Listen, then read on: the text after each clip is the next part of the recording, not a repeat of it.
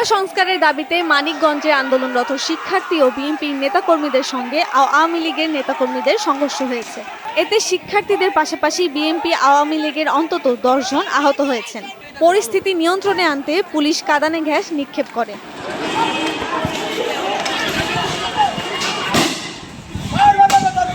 বৃহস্পতিবার সকালে জেলা শহরের খালপাড় এলাকায় এ ঘটনা ঘটে।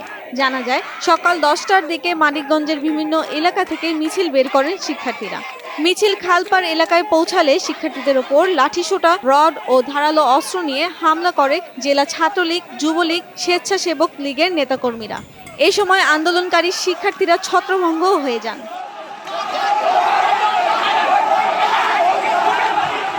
এর আগে আন্দোলনকারী শিক্ষার্থীরা অবরোধ করে রাখে ঢাকা আরিচা মহাসড়ক।